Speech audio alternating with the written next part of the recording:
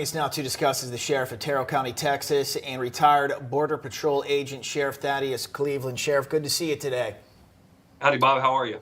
Okay, we're going to talk about the school shooting, but first, before we get to that, let's talk about this gang here. I did a report yesterday. My prediction is they'll go anywhere in the country unless law enforcement is able to drop the hammer down on these drug gangs. It's going to continue. They've brought in their third world behavior from Venezuela. They'll do it here. Bob, you're exactly right. And it's a shame that some of our state governments, our municipal governments, and our county governments across the U.S.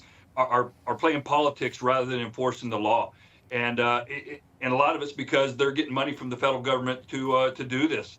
And I tell you what, though, it shows primarily that, the border and the communities along the border aren't the only ones suffering. We've seen this play out for a number of years now. And we're not going to change it until we get a president in the White House that reinforces the rule of law.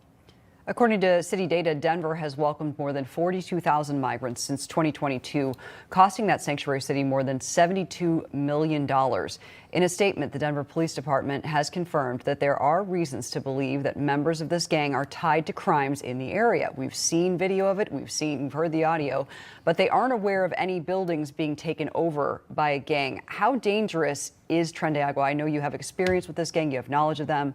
And are we going to see this expansion around the country? We know the answer to it here in New York. I mean, there's a lot of room between the border and New York City. We are going to continue to see it. We're going to actually see it for decades, unfortunately, because we've allowed these people to come into our country. They would have crossed illegally, but we've allowed them to come, and they did cross illegally. We've allowed them to come in. We've given them the immigration paperwork to remain here until their cases are heard. And then with this administration, they're not being allowed to, the government, with our local agencies, to pick them up if they have been arrested on crime. So a lot of them are ended up being released. But we have to remember, too, that these criminals, specifically the Tren de Agua, as well as other Latin American gang members, we still deal with MS-13. They come from countries where it's either you fight the law enforcement or you get killed by the law enforcement. So they're going to continue to fight. They're going to continue to create havoc. And unfortunately, Americans are going to continue to pay for this. Yeah. We will. I don't know what the federal government thought was going to happen, Biden-Harris, when they opened up the border, that they didn't think that these gangs were going to come in here and do this, though. Sheriff, we want to switch gears right now to the tragic shooting in Georgia where, 4 people were killed, 9 reported injured, likely more.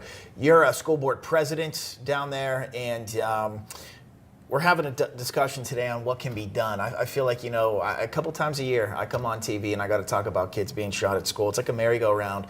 We talk about the issues and suggestions and doing training and all this different thing, these different things. It keeps happening. So I feel like now's a great time to discuss what else could be done possibly to stop this.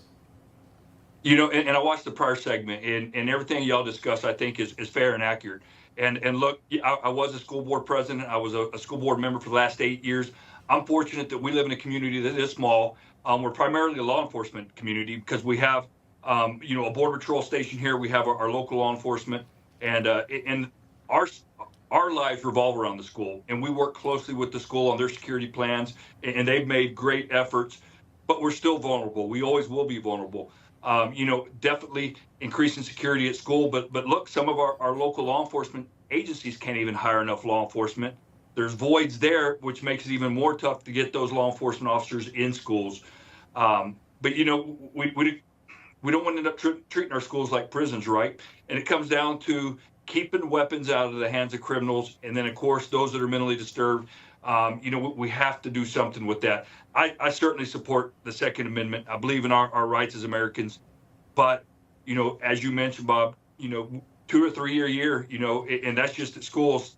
We have the other ones that go on. So, there's definitely something that needs to be done. We do need to work together and find that common ground. Sheriff Thaddeus Cleveland, thank you so much for joining us. We appreciate it. By the way, we did get an age on the shooter, 14 years old, a 14-year-old boy responsible for this. So, gosh, I mean, it's such a shame. Thank you for joining us and talking about that difficult topic. Thank you. God bless. Okay.